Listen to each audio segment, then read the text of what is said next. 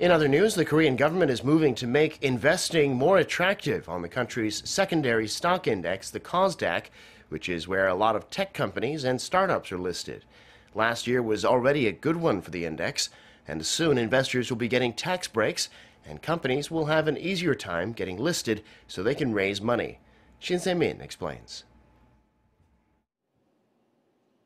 The Financial Services Commission is all about helping the country's KOSDAQ become a trusted market, supplying capital to innovative firms. The state-run agency says that under the new rules, tax breaks will be given to individuals that invest in mutual funds for startups, and some of the listing rules for the secondary index will be softened to help smaller firms raise funds through the market.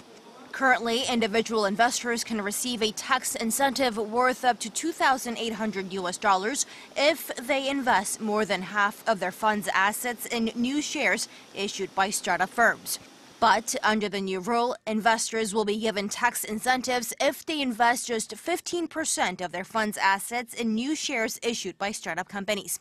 The government has also lowered the bar for firms trying to enter the market.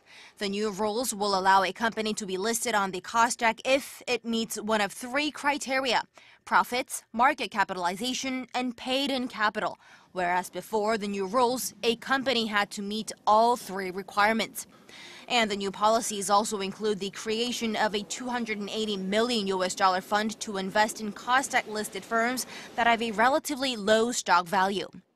And with the new change in rules, the secondary index may feel a boost.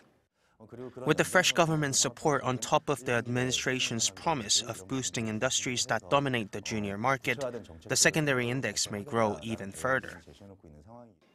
Hopes are high as watchers say that the second year of any administration is when the effects of policies can be seen, and many anticipate that these new rules on the KOSDAQ will do just that. Shin Se-min, Arirang News.